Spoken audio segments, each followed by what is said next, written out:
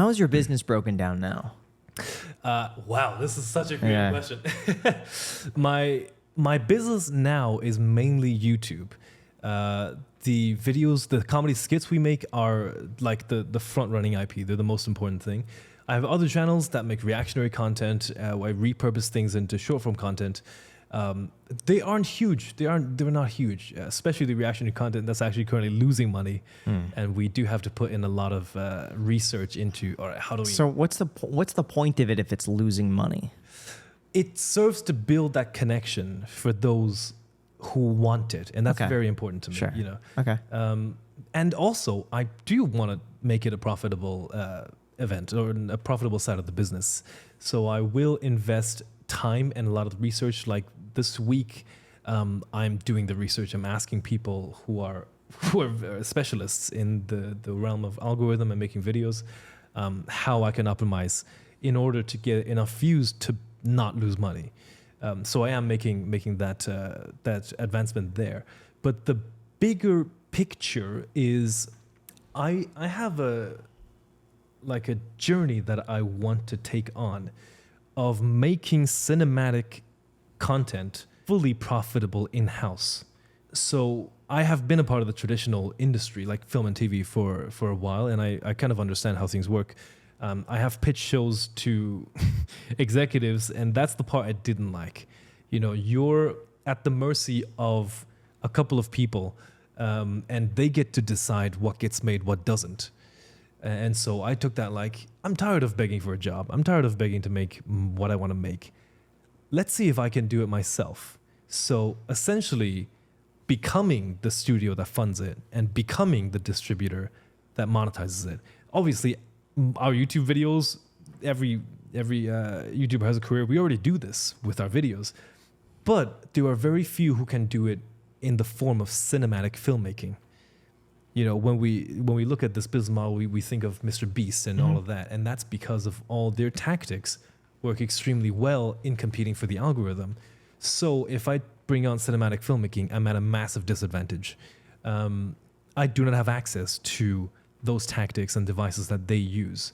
So how do I innovate? How do I create something that can compete so that my piece of cinematic filmmaking content can get your eyes as opposed to a Mr. Beast video or as opposed to a cat video or one of those. So that's the innovation. We've had 2 tries so far. The first try is a big collaboration back in April. And the collaboration was a large part of it, of what tactics can I use to elevate this beyond my regular videos. I invited a lot of my friends who are huge creators in the Asian community of YouTube. Together, we shot 3 comedy sketches in one day, which is amazing. The set was run incredibly well, and it was a traditional production. We did employ 15 people. We did put a budget into this. This was my personal budget. We ended up being quite successful. We took a unique achievement of holding trending 6, 7, and 1 simultaneously in the United States. Till this day, I believe I'm the only one who's ever done that. Wow. 3 spots in top 10 trending, including number 1.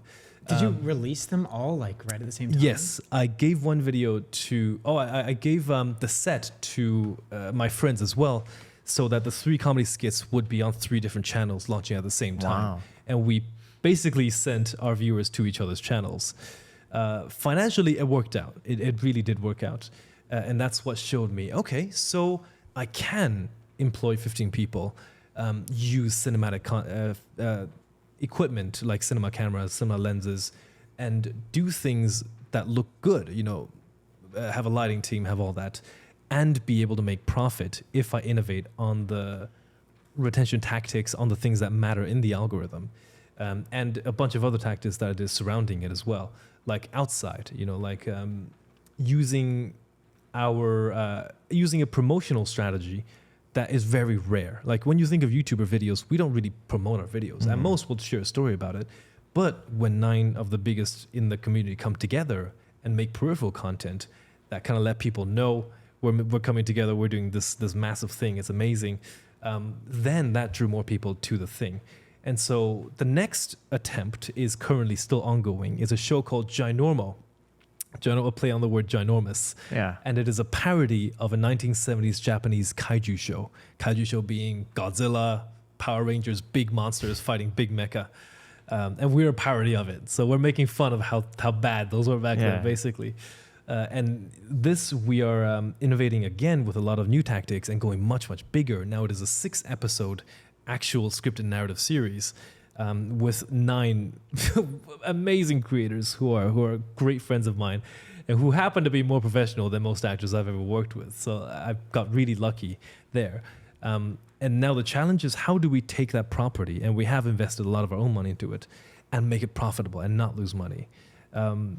So this try, we'll see what happens. If we manage to succeed, I can go bigger and bigger until I achieve that business model to be able to be the whole operation in-house. What's the cost of, like, the budget for that first film when you shot the 3 different skits? That was $10,000 for the day.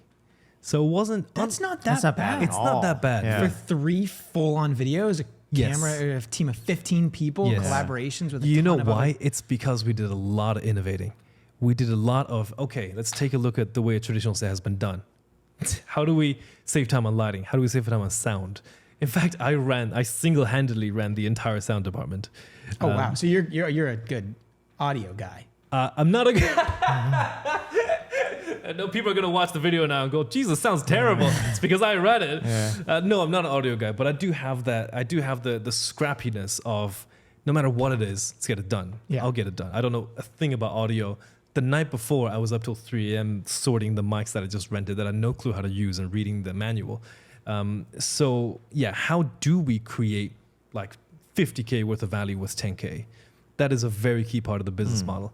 And then on Ginorma, I learned a lot as well. And we used things that are never seen in traditional Hollywood. We were very behind. And I think in the last 3 days, we needed to shoot a lot. We needed to shoot like 80 pages. I need to check if that's the specific number. But we needed to shoot way more than was possible. And if you ask any traditional set, that's ridiculous. 80 pages in 3 days. We ended up effectively tripling our productivity by building and operating 3 sets at the same time. And I'm not a director on the show, but I'll go direct the green screen set. You go direct this. That person will take care of that. So with tactics like this and a couple more, we managed to get it done. And that's a very large part of the business model. I feel like in the future, I'll have a lot more to innovate so that I can deliver you a product that looks like it costs $10 million for $100K. And it can. Wow. I bet it can be done. I already own the cameras that shoot Oscar winners. So I know it can be done. It just has to, someone has to come and figure out how.